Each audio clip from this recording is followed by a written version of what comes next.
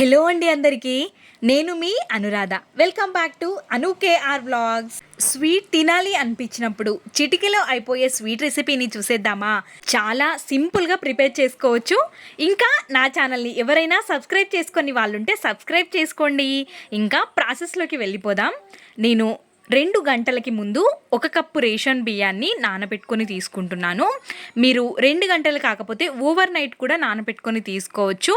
బియ్యాన్ని నానబెట్టుకోవడమే లేట్, కానీ మనం చేసుకోవడం ప్రాసెస్ చాలా ఈజీ, సింపుల్గా చేసేసుకోవచ్చు. ఇప్పుడు 2 గంటలు నానబెట్టుకున్న రేషన్ బియ్యాన్ని తీసుకొని, రేషన్ బియ్యం కాకపోతే మీరు సన్న బియ్యాన్ని కూడా తీసుకొని 2 గంటల పాటు నానబెట్టుకోవచ్చు.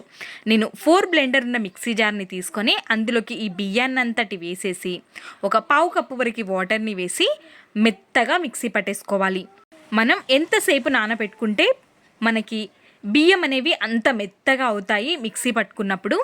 ఇప్పుడు ఈ విధంగా పాలలాగా అయిపోవాలి. మిక్సీ పట్టుకున్న ఈ మిశ్రమాన్ని వడగట్టుకొని పక్కన ఉంచుకోవాలి. ఇప్పుడు స్టవ్ పైకి ఒక మందపాటి గిన్నెని పెట్టుకొని ఇందులోకి 2 కప్పుల వరకు చిక్కటి పాలని యాడ్ చేసుకుంటే టేస్ట్ చాలా బాగుంటుంది. పాలని ఒక పొంగు వచ్చేంత వరకు కాచుకోవాలి. ఈ కాచుకున్న పాలలోకి 1 కప్పు వరకు మనం మిక్సీ పట్టి పెట్టుకున్న ఆ మిశ్రమాన్ని కూడా 1 కప్పు వరకు వేసేసి, మనం తీసుకున్న 1 కప్పు బియ్యానికి 2 కప్పుల వరకు పాలని వేసుకుంటే కరెక్ట్గా సరిపోతుంది. ఇప్పుడు మనం మంచిగా ఉడికించుకోవాలి. కలుపుతూనే ఉండాలి, కంటిన్యూస్గా కలుపుతూ. ఎక్కడైనా ముద్దలుగా అనిపిస్తే ఇక్కడ చూస్తున్నారు కదా, వీడియో క్లిప్లో చూస్తున్న విధంగా మనం ఈ విధంగా కొంచెం ప్రెస్ చేస్తూ మంచిగా ఉడికించుకోవాలి. మొత్తం ఉడికి దగ్గరికి వచ్చేసిన తర్వాత ఇందులోకి ఒక పావు టేబుల్ స్పూన్ వరకు ఫుడ్ కలర్ని కానీ మనం కుంకుమ పువ్వుని కానీ యాడ్ చేసుకోవచ్చు. నేను ఆ పావు టేబుల్ స్పూన్ వరకు ఫుడ్ కలర్ని యాడ్ చేసుకున్నాను. వీడియో క్లిప్ అనేది మిస్ అయింది. ఫుడ్ కలర్ని యాడ్ చేసి మొత్తం కలిసిపోయేంత వరకు కలుపుకోవాలి. ఇప్పుడు మనం 1 కప్పు రేషన్ బియ్యానికి నేను 3/4 కప్పు వరకు బెల్లాన్ని, పావు కప్పు వరకు చక్కెరని తీసుకుంటున్నాను. మీరు మొత్తం బెల్లాన్ని కూడా తీసుకోవచ్చు, మొత్తం చక్కెరని కూడా తీసుకోవచ్చు. ఈ స్వీట్కి కొంచెం బెల్లం కొంచెం చక్కెర ఈ విధంగా తీసుకుంటే టేస్ట్ చాలా బాగుంటుంది. ఇప్పుడు ఇందులోకి ఒక 3-4 టేబుల్ స్పూన్ల వరకు నెయ్యిని కూడా వేసి మొత్తం బెల్లం చక్కెర కరిగిపోయేంత వరకు కలుపుకుంటూ ఉడికించుకోవాలి.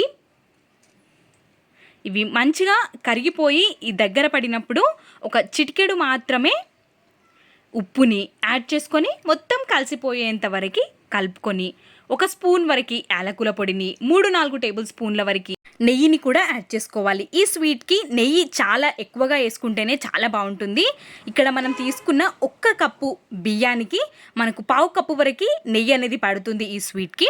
ఇప్పుడు పోపుని పెట్టుకుందాం. ఒక చిన్న గిన్నెని పెట్టేసుకొని 3-4 టేబుల్ స్పూన్ల వరకు నెయ్యిని వేసుకొని నెయ్యిని ఈ విధంగా స్ప్రెడ్ చేసుకోవాలి. నెయ్యి వేడైపోయిన తర్వాత మీ దగ్గర ఉన్న డ్రై ఫ్రూట్స్ అన్నిటినీ వేసుకోవాలి. నేను ఇక్కడ కిస్మిస్ని, బాదంని కొంచెం కచ్చాపచ్చగా దంచుకొని వేసుకుంటున్నాను.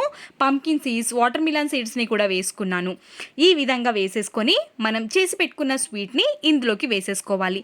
ఈ విధంగా మనం ట్యాప్ చేస్తూ స్వీట్ అంతటిని వేసేసి ఒక చిన్న స్పూన్తో పైన మంచిగా ఈ విధంగా సాఫ్ట్గా అయ్యే విధంగా అడ్జస్ట్ చేసుకొని ఒక మూతని కవర్ చేసుకొని చల్లారేంత వరకు పక్కన ఉంచుకోవాలి. కంప్లీట్గా చల్లారిన తర్వాత మూతని తీసి ఇక్కడ చూస్తున్నారు కదా, ఈ విధంగా కొంచెం సైడ్కి అయ్యే విధంగా చేసేసుకొని ఇంకొక ప్లేట్లోకి టర్న్ చేసుకోవాలి. ఈ విధంగా ప్రిపేర్ చేసుకుంటే చూడడానికి చాలా బాగుంటుంది, పిల్లలు కూడా ఇష్టంగా తింటారు. మనం ఇంకా కొన్ని డ్రై ఫ్రూట్స్ని కావాలి అనుకుంటే పైనుంచి వేసేసుకొని సర్వ్ చేసుకోవడమే. ఈ విధంగా స్వీట్ చేసుకుంటే చాలా రుచిగా ఉంటుంది. మనం ప్రసాదంగా కూడా చిన్న మన ఇంట్లో ఏవైనా ఈవెంట్స్ ఉన్నప్పుడు, చిన్న ఫంక్షన్స్కి, పూజలలో కూడా పెట్టుకోవచ్చు. చాలా టేస్టీగా ఉంటుంది స్వీట్, కానీ నెయ్యి ఎక్కువగా పడుతుంది అని గుర్తుంచుకోండి.